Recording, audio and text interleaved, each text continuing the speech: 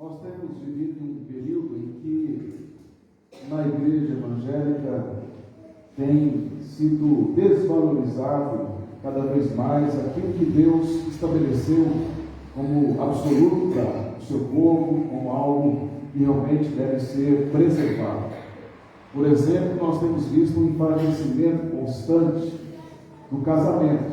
O casamento hoje não é algo tão fortalecido e tão importante para muitas igrejas e para muitos crentes. Nós vemos família também não sendo tão fortalecida nas igrejas como antigamente era feito. Não há uma resistência tão forte por parte da igreja aos ataques que a cultura faz à formação de família que Deus estabeleceu. Nós vemos que há uma tendência cada vez maior das pessoas considerarem que congregar na igreja não é importante. O que é importante é apenas a vida delas em casa ou, no máximo, prestando um culto online. Nós vemos que há também uma tendência muito grande de desrespeito às lideranças que Deus colocou sobre a igreja. E isso cada vez mais tem aumentado. E quando se trata da ceia do Senhor, nós vemos que é uma instituição do próprio Cristo, um dos sacramentos para a igreja, algo que jamais pode ser mexido ou alterado.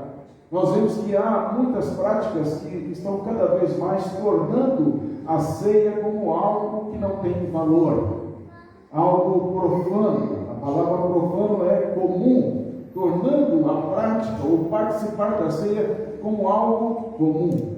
Nós vemos em algumas igrejas em que crianças podem participar da ceia sem nenhum discernimento do que elas estão fazendo. Nós vemos em outras igrejas que pessoas que nem sequer professaram ser crentes participam da ceia sem nenhum receio, sem nenhum medo. Há casos até de pessoas, de membros da igreja, ministrarem a ceia para a sua família ou para outras pessoas, como se elas tivessem autoridade bíblica para fazer tal coisa. De tal maneira que, ao olharmos para isso, nós vemos que o que tem acontecido é apenas o reflexo daquilo que ao longo da história da igreja aconteceu. Nos períodos apostólicos, nós vemos o caso aqui da carta de Paulo aos Coríntios, mostrando exatamente esta prática errada, essa participação errada da ceia.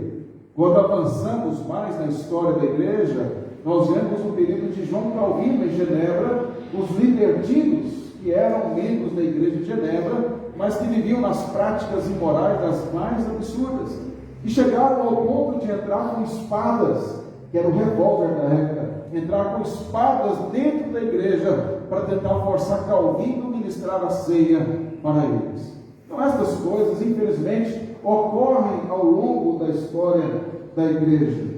Mas quando nós olhamos para esse texto de 1 Coríntios capítulo 11, verso 17 ao 34, nós vemos aqui algumas exortações e instruções muito importantes. E eu vou abordar 3 aqui para nós nesta mensagem. O primeiro aspecto que eu vou abordar é mostrar que a igreja pode ter, às vezes, ajuntamento para juízo e não para bênção. Esse é o primeiro ponto. O segundo ponto que eu vou abordar com os irmãos é que qual é a finalidade da ceia do Senhor? Qual é o propósito dela para nós como crentes? E o terceiro aspecto é sobre a seriedade de participar da ceia do Senhor. Então vamos ao primeiro ponto, que é o ajuntamento para pior e não para melhor. Vamos ver aí o verso 17 a 19. Diz assim: nisto, porém, que vos prescrevo, não vos louvo, porquanto vos ajuntais, não para melhor, e sim para pior. Porque antes de tudo estou informado haver divisões entre vós quando vos reunis na igreja, e eu em parte creio, porque até mesmo importa que haja partidos entre vós, para que também os aprovados se tornem conhecidos em vosso meio. Quando a gente olha para esse texto, eu preciso fazer uma breve introdução, mas bem breve mesmo, sobre a carta que Paulo escreveu aos Coríntios, para nós entendermos esse texto. Quando nós olhamos para esta carta, no capítulo 1, Paulo diz que foi informado pela família de um membro da igreja chamado Clói que havia divisões na igreja. Divisões de tal maneira que um grupo dizia que era de Paulo, outro dizia que era de Apolo, outro dizia que era de Pedro, o outro que achava-se mais espiritual, mas não era nada disso, dizia: não, nós somos de Cristo. No capítulo 5 desta carta, Paulo diz que havia uma prática imoral naquela igreja em Corinto, que até mesmo entre os ímpios não se via tal coisa, que era um jovem ter relações sexuais com a sua madrasta, e isso era do conhecimento da igreja, e a igreja não fazia nada em relação àquele caso. Depois nós vemos no capítulo 9, outro tema importante na carta, é que o apóstolo Paulo, ele fala do seu apostolado, do seu ministério, ele fala de ser merecedor, de ser sustentado pela igreja, por causa do seu trabalho junto à igreja. E aí então ele defende o seu ministério, o seu apostolado, porque era atacado pelos inimigos. No capítulo 12 até o capítulo 14, nós vemos Paulo falando sobre a questão dos dons na igreja de Corinto. Havia uma disputa de vaidade entre aqueles membros. Uns queriam falar em línguas, profetizar, e havia aquele status de quem tinha supostamente mais dons. E aí Paulo então vai desfazer essa ideia de vaidade no meio daqueles irmãos, e ele trata sobre os dons espirituais. E no capítulo 15, Paulo fala sobre a ressurreição, mostrando que Cristo ressuscitou de verdade, que tem testemunhas, e a sua ressurreição é a prova de que nós também seremos ressuscitados. Porque se ele não ressuscitou, a nossa pregação é vã, a nossa fé é vã, não há razão nenhuma para nós continuarmos. Por que ele diz isso? Porque havia pregadores dizendo que Jesus não havia ressuscitado e que nós também não iríamos ressuscitar. Dentre todos esses temas está este que nós vamos ver, que é sobre a ceia, a maneira como eles estavam participando da ceia. Por essa introdução rápida sobre a carta, você já imagina a carnalidade de muitos deles, já imagina a imaturidade que prevalecia nesses membros da igreja, não em todos, no que diz respeito a participar da ceia do Senhor. E aí nós vemos no verso 17, Paulo dizendo assim: nisto, porém, que vos prescrevo, não vos louvo. O apóstolo Paulo já havia usado essas mesmas expressões no sentido positivo antes. Então ele usa no sentido positivo e no sentido negativo. Vamos ver? Olha aí o capítulo 11, ainda no verso 2. Ele fala assim, 11, verso 2. De fato eu vos louvo, porque em tudo vos lembrais de mim, e rendendes as tradições, assim como a vula entreguei. Veja, eu vos louvo. Então, Paulo faz um elogio à igreja de Corinto, um dos poucos elogios que ele faz a esta igreja, dizendo que eles estavam guardando as tradições. Esse é o sentido positivo. Mas agora, no verso 17, ele fala, eu vos não, nisso porém que vos prescrevo, não vos louvo. Então, sobre isso que eu vou dizer agora, eu não tenho nada para elogiar vocês. Eu não tenho nada para dizer que vocês estão acertando. Antes ele disse, não, sobre isso vocês têm guardado as tradições que eu entreguei para vocês. Mas sobre essa questão que eu vou dizer agora, não tem elogio, tem exortação. Então é nesse sentido que Paulo agora vai começar a sua exortação.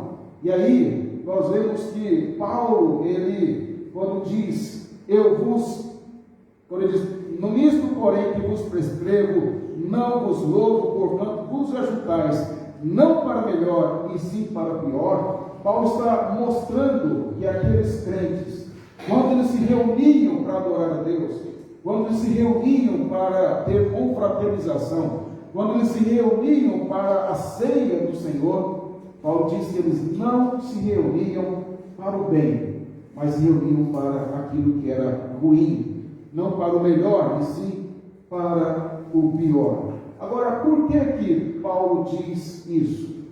Ele diz no verso 18 a razão pela qual ele está afirmando algo tão duro.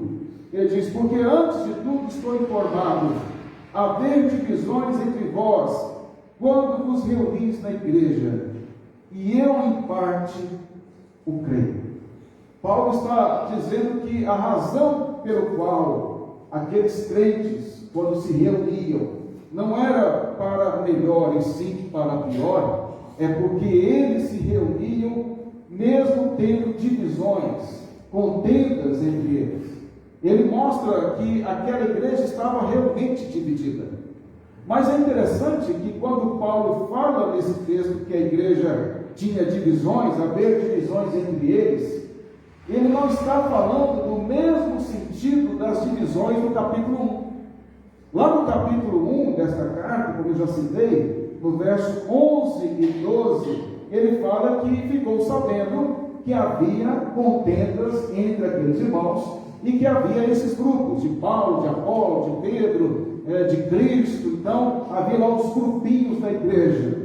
Mas quando Paulo fala nesse caso aqui, nesse momento aqui, que ficou sabendo de ter entre eles divisões, ele está falando agora no momento em que eles estavam para participar da ceia do Senhor. Eles tinham divisões. E de que maneira estas divisões ocorriam? Nós temos que entender algo que acontecia no período dos apóstolos e que no segundo século parou de existir. Existia uma festa do amor. A cada semana era ministrada a ceia do Senhor.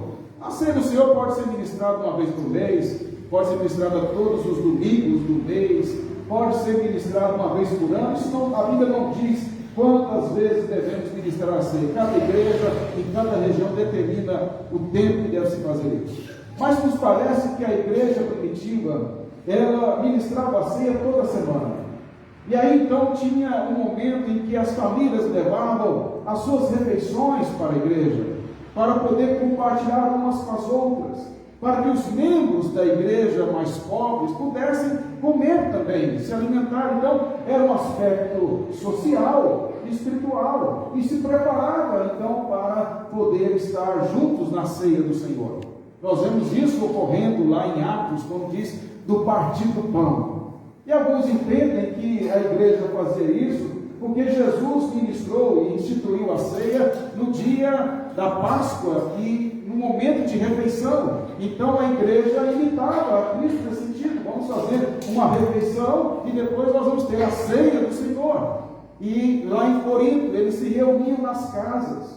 Não havia um local como aqui nós temos, que cabia todos os membros da igreja em Corinto. Havia as casas dos membros mais ricos, que a igreja se reunia com esse propósito. E o que acontecia quando havia esses momentos lá em Corinto? Havia pessoas que comiam demais, e havia pessoas que não comiam nada. Havia aqueles que levavam muitas coisas e usavam só entre a família deles e deixavam os outros sem comer nada. Você imagine membro da igreja passando fome, vendo aquela quantidade de comida levada por uma família rica e ele não podendo participar por causa que aquela família não quer compartilhar. E mesmo tendo todas essas coisas, eles ainda assim participavam da ceia. Se nós olharmos nesse texto, veremos que Paulo vai dando detalhes sobre isso.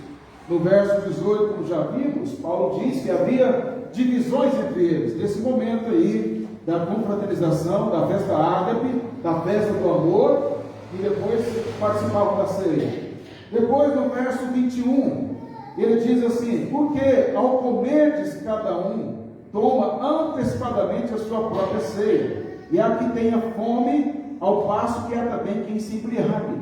O que Paulo está dizendo é o seguinte: na hora da festa ágape, havia aqueles que ficavam com fome, e havia aqueles que comiam e bebiam vinho até se embriagar. Depois, no verso 22, Paulo diz: não tendes porventura casas onde comer e beber? Veja, é tão sério que pode dizer: vocês não têm comida em casa. Parece que vocês não têm nada em casa e querem comer só na igreja. Então Paulo diz: vocês não têm onde comer em casa, não tem nada de comer em casa ou beber, ou menosprezais a igreja de Deus, envergonhais os que nada têm. Ele está falando aqui daqueles que tinham abundância de comida e que não compartilhavam com os membros pobres da igreja. Ele está dizendo: vocês não têm comida em casa? Porque vocês querem comer tudo sozinho e menosprezam os membros da igreja que não tem nada em casa. Que coisa absurda, né? Veja, esse problema de comida é antigo da igreja. E aí Paulo vai falando no verso 33, ele é ainda mais duro, ele diz assim: assim pois, irmãos meus, quando vos reunis para comer, a festa ágape, ele diz: esperais uns pelos outros. Não era só de comer tudo e não deixar para quem precisava comer, mas também é um passar na frente do outro. Então Paulo diz: come em casa primeiro, porque não tem muita fome da igreja. Compartilhe com os que precisam realmente da igreja. É um momento de um ato generoso, bondoso para os membros que precisam. E quando for comer, não fica desesperado para comer, não entra na frente do outro tentando comer. Eu já vi cenas assim em acampamento, em algumas situações. As pessoas ficam desesperadas quando o almoço atrasa e elas passam na frente da outra e quase que dá briga para ficar na frente. Paulo diz: não passe na frente do outro, não fique vivendo como se a vida terminasse em comida. Eles eram glutões e beberrões. A gente fala às vezes só dos beberrões, né? Mas a Bíblia fala de glutões. É tão pecado quanto ser beberrão. E aí Paulo então está dizendo a esses irmãos que eles, quando se ajuntavam, não era para melhor, e sim para pior. Por que era para pior? Porque era para divisões, porque era para humilhar os irmãos mais pobres, porque era para se embriagar, porque era para comer até não aguentar mais, porque era para manifestar falta de educação, entrar na frente do outro, atropelando as coisas. Então Paulo diz: como é que vocês podem pensar que estão se ajuntando para o bem? Como é que vocês podem pensar que estão tomando a ceia de forma correta? Isso é juízo para vocês. Vamos ao segundo ponto. A finalidade da ceia do Senhor. Após denunciar esses pecados cometidos pela igreja, Paulo fala no verso 23 ao 26. Porque eu recebi do Senhor o que também vos entreguei. E o Senhor Jesus, na noite em que foi traído, tomou o pão, e tendo dado graças, o partiu e disse: este é meu corpo que é dado por vós, fazei isto em memória de mim.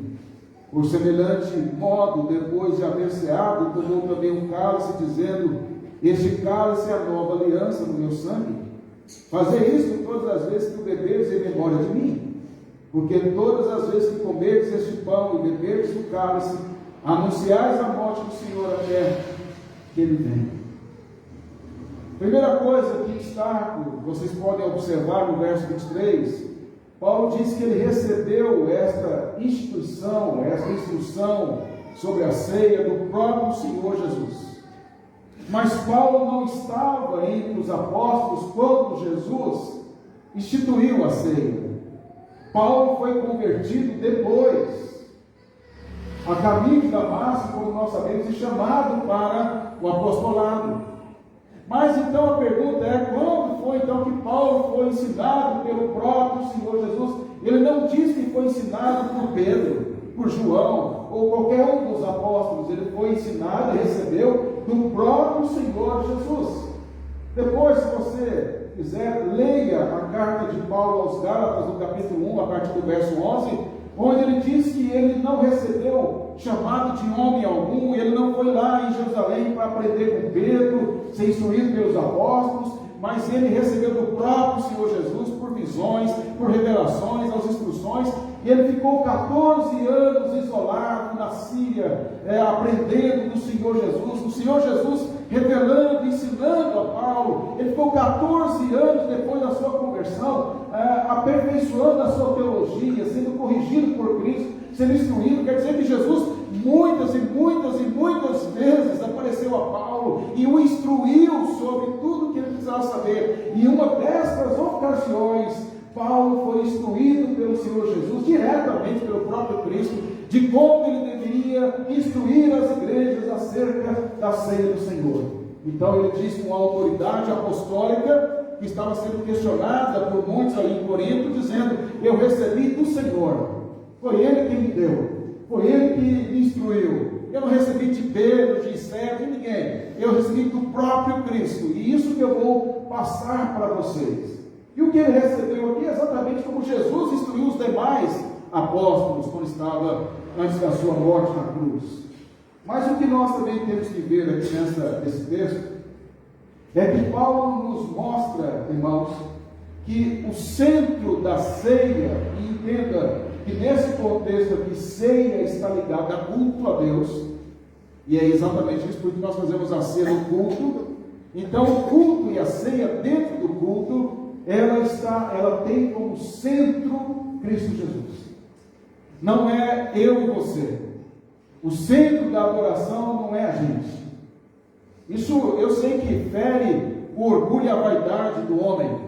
E os cânticos por aí colocam o homem no centro, as vontades humanas no centro, mas a Bíblia coloca Cristo no centro. E onde eu vejo isso no texto? Veja aí no verso 24 em diante, algumas expressões que eu destaco rapidamente. No verso 24, isto é o meu corpo. Verso 24, fazer isto em memória de mim. É Jesus que falou isso para Paulo, instruir. No verso 25, este cálice é a nova aliança do meu sangue. Fazer isso todas as vezes que o bebeis em memória de mim. Verso 26, anunciais a morte do Senhor até que Ele venha. Verso 27, por isso aquele que comer o pão ou beber o cálice de quem? Do Senhor, indignamente será réu do corpo de quem? Do sangue do Senhor. Está claro que Cristo é Ele, é por causa dele. Ele é a fonte da ceia, Ele é a fonte do culto. Então Paulo mostra que o personagem central da ceia, irmãos, é Cristo Jesus. O personagem central do culto que nós prestamos é o próprio Cristo. E nós somos beneficiados por causa dele. Algumas verdades teológicas que eu posso dizer sobre a ceia. Primeiro que, quando nós participamos da ceia, a ceia nos assegura que Cristo foi entregue de uma vez por todas em nosso favor. Então, quando eu participo da ceia, eu estou entendendo, por meio do simbolismo desses elementos, que Cristo de uma vez por todas pagou a minha dívida e cravou ela na cruz. Quando nós participamos da ceia, nós temos que entender que ela é um sinal e um testemunho de uma promessa redentora. Ela é um sinal e ela é um testemunho de uma promessa de redenção. E onde existe promessa, aí nós podemos exercitar a nossa fé. Onde há promessa de Deus, nós podemos nos apoiar, nos consolar e nos fortalecer. Então, quando eu participo da ceia, não é simplesmente ter os elementos da ceia, mas entender o significado deles, entender o que eles representam. E sobre esta promessa a qual eles me dão, de que Cristo morreu por mim na cruz e pagou minha dívida, então eu posso me apoiar, eu posso ser consolado diante das aflições, e eu posso ser fortalecido quando participo. O que a ceia nos mostra, irmãos, é essa comunhão mística, espiritual que temos com Ele.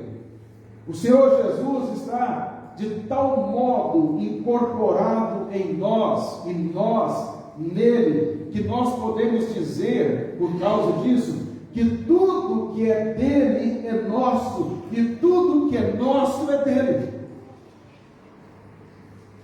Nós, nesse sentido, nós podemos dizer que os nossos pecados foram colocados sobre ele, e a sua justiça colocada sobre nós. Por causa disso, nós podemos dizer que ele levou sobre si as nossas fraquezas e transferiu para nós a sua força. Por causa da sua morte, simbolizado pela ceia, nós podemos dizer que ele levou sobre levou a nossa mortalidade e nos transferiu imortalidade. Nós podemos dizer, a partir da morte dele, significada na ceia, que ele desceu à terra e abriu caminho para o céu. Nós podemos dizer, por meio de sua morte na cruz, que ele se fez homem, filho do homem, para que nós nos tornássemos filhos de Deus. Quando a gente vê o pão na ceia, o pão que nutre, que sustenta e que nos mantém vivos, simboliza exatamente Cristo como o pão da vida, que nos nutre, que nos sustenta e que nos preserva a vida espiritual. Qual é a finalidade então da ceia? A finalidade da ceia é simbolizar o que Cristo fez por nós. A finalidade da ceia é trazer significado dramático ao ato sacrificial de Cristo para nós, por meio da participação. A finalidade da ceia, irmãos, é confirmar a promessa na qual Jesus diz que a sua carne é a verdadeira comida e o seu sangue é a verdadeira bebida, como está em João, capítulo 6, versos 55 ao 58. Portanto, quando nós participamos da ceia, nós temos que entender essa relação com Cristo. E por último, a seriedade em participar da ceia do Senhor, verso 28 e 29.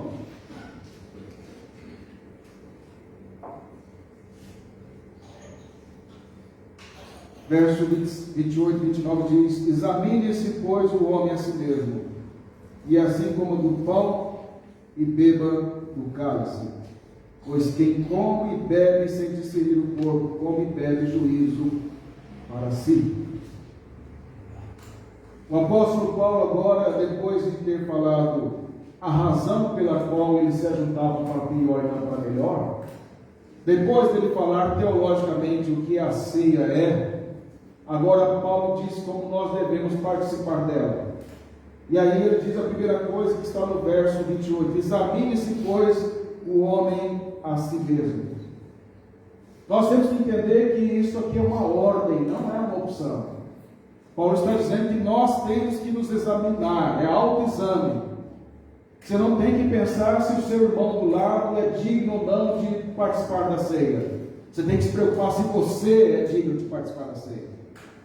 Esse examinar aqui que Paulo diz não é algo só no dia da ceia. É algo que deve ser contínuo, todo dia, diariamente. Eu devo me examinar perante Deus, com a sua palavra, orando, lendo a palavra, sendo confrontado, como Davi fazia: sonda-me, ó Deus, vê se em mim algum caminho mau. Eu preciso o tempo todo confessar os meus pecados a Deus, dizer as minhas falhas para Ele, rogar a sua força e a sua graça. Então não é apenas de uma forma religiosa fazer isso na véspera de participar da ceia, mas algo que deve ser constantemente feito por mim.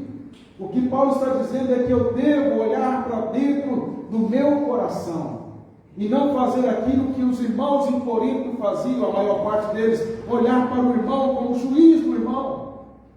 O irmão vai prestar conta da vida dele perante Deus e você vai prestar da sua, de tal maneira que o que Deus vai cobrar de você não é se você olhou para a vida do irmão, mas é se você olhou para a sua.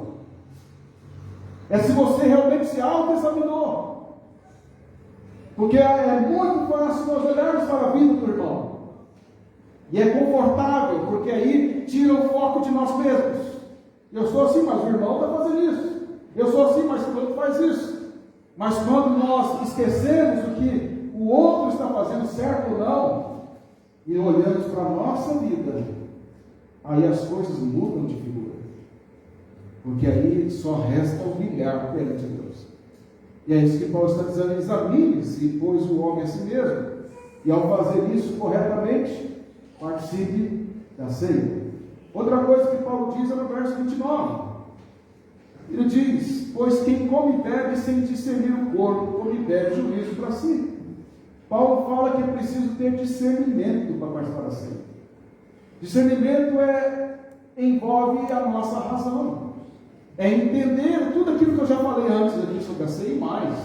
Compreender o seu simbolismo, o seu significado, a sua promessa, entender a nossa relação com Cristo, a nossa união com Ele, compreender o que está envolvido em todo o seu sacrifício em nosso favor, o que envolve futuramente a nossa vida com Ele, o que envolve a nossa vida no presente, é discernir, entender o que significam estes elementos que Ele utilizou para poder simbolizar tudo isso.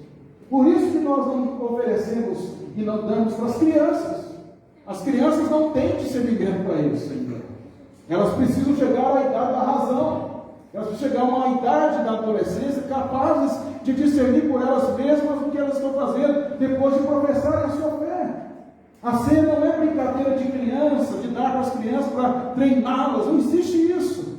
A única maneira de treiná-las é instruí-las para que elas andem com o Senhor no tempo certo. Elas responsavelmente possam participar da ceia.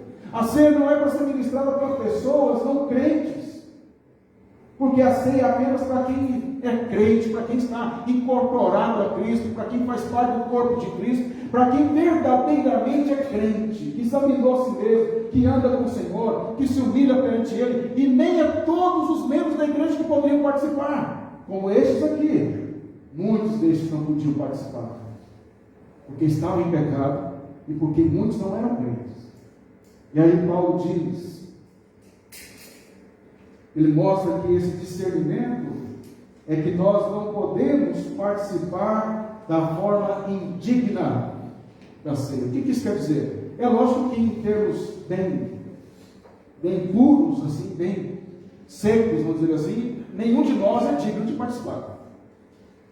Mas o que Paulo está falando de digno de participar, ele está falando no sentido de santificação.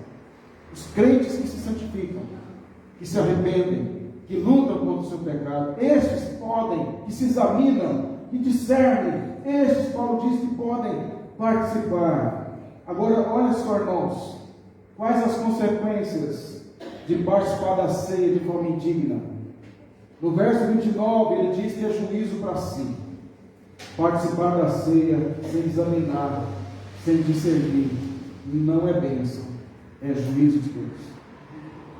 Segunda coisa, verso 30, Paulo fala que participar de forma indigna da ceia está sujeito à ira de Deus. Ele diz que alguns estavam doentes, daqueles membros da igreja, e ele está relacionando a doença deles com a mão de Deus pesando sobre eles, por causa do pecado deles, porque de Deus não se zomba. E Paulo diz que alguns dormiam. Sabe o que quer dizer? Alguns tinham morrido. Deus tinha matado. Aí você pensa, como assim, pastor? Deus havia matado os glutões, os beberrões, que zombavam de Cristo para participar da ceia. Então Deus havia já mostrado para aquela igreja que Ele estava corrigindo a igreja, que Ele estava permitindo a doença na vida de muitos, que Ele estava matando alguns, mesmo assim eles continuavam pecando. E o verso 32, ele diz da disciplina do Senhor, mas quando julgarmos, somos disciplinados pelo Senhor, para não sermos condenados. Então, o que Paulo está mostrando, irmãos, é que participar da ceia é algo extremamente sério. É por isso que nós avisamos antes, prepare-se. Vocês podem ver que eu sempre coloquei no boletim essa expressão, prepare-se. Não é por acaso, é por causa disso. Se prepare para participar da ceia do Senhor. O que Paulo nos mostra, e aprendemos, e finalizando aqui, indo para a aplicação, é que quando nós participamos da ceia, nós olhamos para o passado, nós olhamos para o que Cristo fez por nós. Quando nós participamos da ceia, nós olhamos para o presente, porque Ele está presente na sua igreja, Ele está ministrando a ceia a nós, Ele passeia no meio da sua igreja. Nós, quando participamos da ceia, nós olhamos para o futuro, crendo que o que Ele fez no passado e faz no presente, nos conduzirá ao triunfo eterno. E nós cearemos com Ele. Então eu faço algumas perguntas para você, finalizando a mensagem. Como você tem participado da ceia? Lembra do que Paulo disse: examine a si mesmo. Esquece o irmão, é você. Esquece, é você. Como você tem participado da ceia? Você entende a seriedade que é participar deste momento? Você entende o privilégio que tem de poder estar unido a Cristo e desfrutar das suas promessas e da sua herança? Quando você participa da ceia, eu tenho certeza que o diabo lança na sua cabeça para você pensar no irmão que está ou não veio, faz para a ceia. Mas a questão é, você não tem esse papel de juiz dos outros. Juiz é Deus, e é Ele quem julga, é Ele que dá a sentença, é Ele quem corrige. Você entende que a ceia tem um significado, tem um simbolismo e tem promessa. Você entende que Cristo é o centro da adoração e o centro da ceia? Que o culto não é para te agradar, o culto é para agradar a Ele. E que você tem o privilégio de poder adorá-lo, não é Ele que tem o privilégio de ter a sua adoração. Que você e eu temos o privilégio de participar da ceia dele, e não Ele de nos ter a sua mesa. Está tudo invertido hoje. Nós temos que nos colocar no nosso devido lugar de adoradores, e não de deuses ou semideuses. E o único lugar de felicidade, de alegria, de paz, é quando nós nos colocamos em nosso devido lugar. Quando nós reconhecemos que a glória, a honra pertence só a Ele. E por último, você entende que participar da ceia de forma errada, em pecado, não arrependido, escondido dos outros, é juízo para você. E uma hora a conta chega. Às vezes Deus vai dando corda, parece que nada acontece, e Ele puxa a corda. E quando Ele puxa a corda, pode ser que não haja mais lugar de arrependimento. Que Deus assim nos abençoe.